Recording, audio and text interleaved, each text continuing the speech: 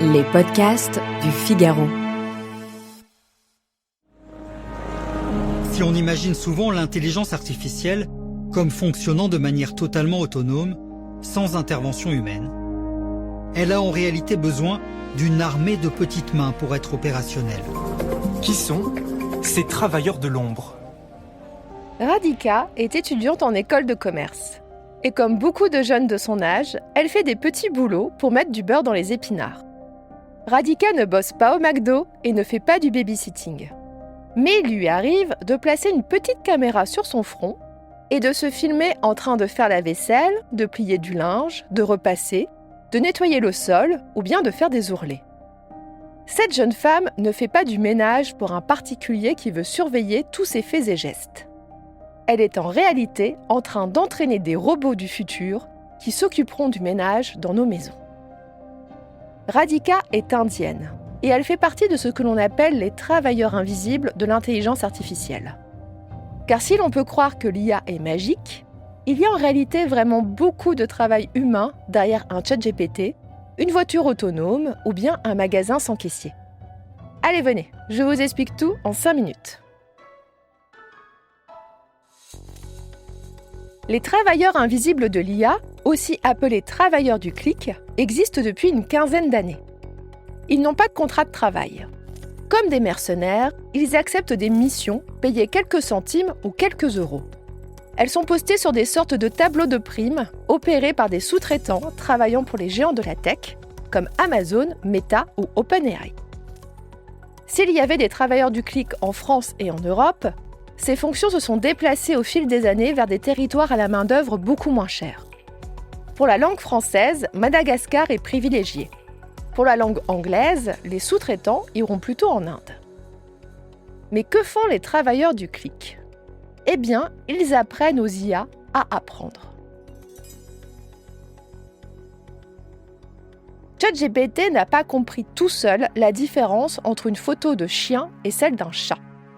Il n'a pas non plus déduit tout seul la différence entre un labrador et un caniche. Il a fallu lui faire absorber des quantités phénoménales de photos de labrador et de caniche. Et c'est là qu'interviennent les travailleurs du clic. L'une de leurs tâches de base est de faire de l'annotation d'images, c'est-à-dire de décrire en un ou quelques mots ce que l'on voit sur une photo ou sur une vidéo. Il faut ensuite vérifier que l'IA a bien compris. Vous voyez les sites où on vous demande de cliquer sur les motos ou sur des feux rouges pour prouver que vous n'êtes pas un robot ? Eh bien, c'est ce que font les travailleurs du clic. Pour apprendre à une IA à repérer les feux rouges, ils cliquent sur des photos de feux rouges. Ça, ce sont les tâches originales de ces travailleurs invisibles. Mais ces dernières se sont complexifiées avec le temps. Notre étudiante Radhika explique ainsi avoir enregistré des textes en hindi pour apprendre cette langue à l'IA. Elle devait aussi regarder des vidéos captées à l'intérieur d'une voiture afin de vérifier et noter l'état de fatigue d'un conducteur. Cette tâche va forger une IA qui sera capable d'émettre une alarme quand un conducteur menace de s'endormir au volant. Là encore, l'IA ne peut pas apprendre à faire ça toute seule. On doit lui montrer à quoi ressemble un humain qui pique du nez.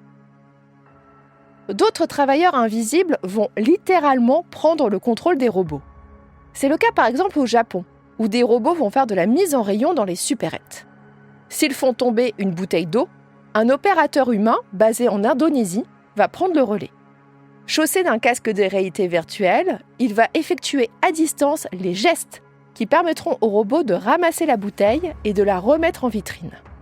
Au passage, le robot va apprendre à faire lui-même ce geste. Un autre exemple, prenons les magasins sans caisse pour régler ses achats. Ce sont des caméras qui vont capter ce que le client retire des rayons et met dans son panier. Mais comment être sûr que l'IA ne s'est pas trompée dans ses calculs ? Eh bien, des agents humains vont revisionner les images et faire les additions tout seuls.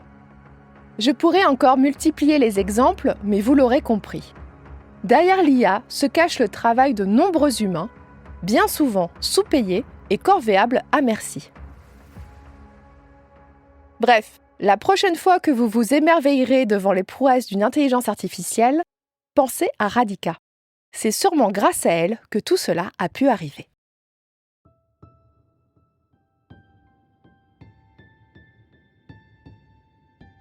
Merci d'avoir écouté Question Tech. Je suis Chloé Voitier, journaliste au Figaro Économie. Si cet épisode vous a plu, n'hésitez pas à le partager autour de vous et abonnez-vous au podcast Question Tech pour ne pas rater nos prochaines publications. Vous pouvez retrouver Question Tech sur le site du Figaro, sur Figaro Radio, mais aussi sur Spotify, Deezer, Apple Podcasts ou YouTube. Et n'oubliez pas, dans la tech, il n'y a pas de questions bêtes. À bientôt.